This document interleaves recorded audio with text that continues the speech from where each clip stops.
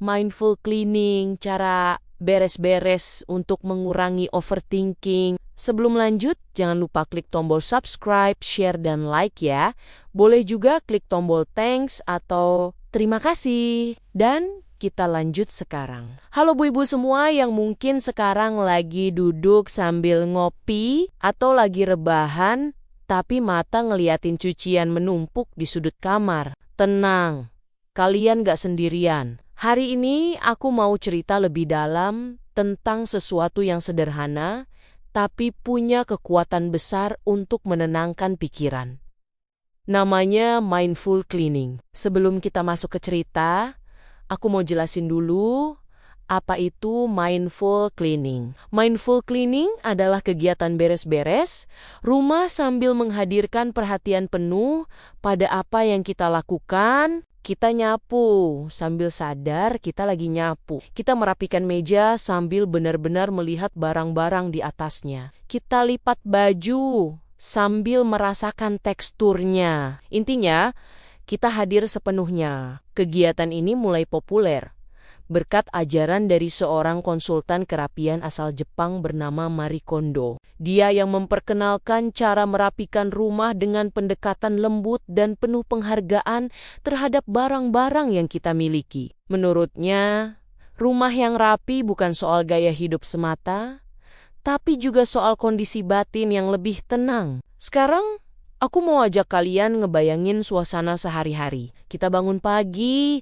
cucian baju numpuk, dapur berantakan, meja kerja kayak kapal, habis disapu ombak, otak langsung penuh suara. Nanti jam sekian harus ini, lalu harus ke sana. Jangan lupa bayar itu. Dan tiba-tiba pikiran jadi rame kayak pasar malam. Disitulah mindful cleaning bisa masuk. Karena saat rumah berantakan, pikiran biasanya ikut berantakan. Tapi saat kita mulai merapikan hal-hal kecil, pelan-pelan pikiran kita ikut lebih teratur. Aku mau cerita pengalaman pribadi. Dulu, setiap kali aku stres, aku suka ngumpet di kamar sambil buka ponsel. Tapi anehnya, bukannya tenang, kepala malah makin bising. Sampai suatu hari, aku iseng beresin satu laci kecil. Isinya macam-macam. Struk belanja lama, pulpen tanpa tinta, hair clip yang udah karatan, sampai charger yang kayaknya milik siapa aku juga nggak tahu. Tapi sambil aku sortir satu-satu, aku mulai sadar tangan aku bergerak pelan. Nafas mulai teratur. Kepala yang tadi riuh tiba-tiba redup. Rasanya kayak ada udara fresh masuk ke hati.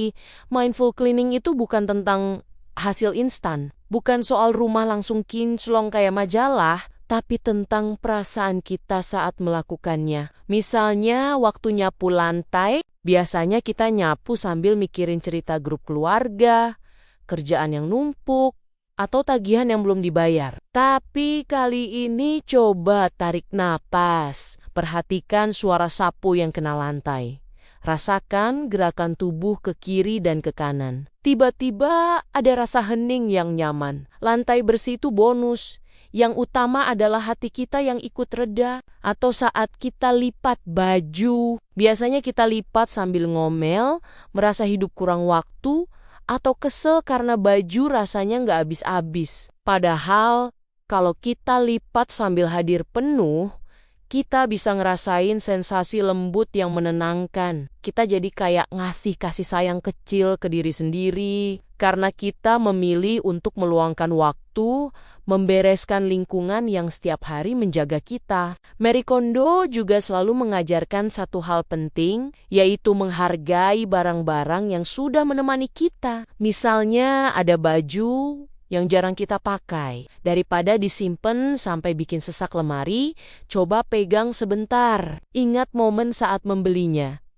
Ucapkan terima kasih, lalu lepaskan dia. Cara ini sederhana tapi punya dampak luar biasa. Karena kita diajak melepaskan beban kecil yang selama ini kita bawa diam-diam. Mindful cleaning juga bisa jadi cara kita ngatur ritme hidup. Misalnya sebelum mulai beberes, aku suka bikin ritual kecil, duduk sebentar, minum teh, atur napas, rasanya kayak memberikan sinyal halus ke diri sendiri bahwa kita siap masuk ke proses yang tenang. Dan begitu mulai, aku biasanya memulai dari satu sudut kecil aja.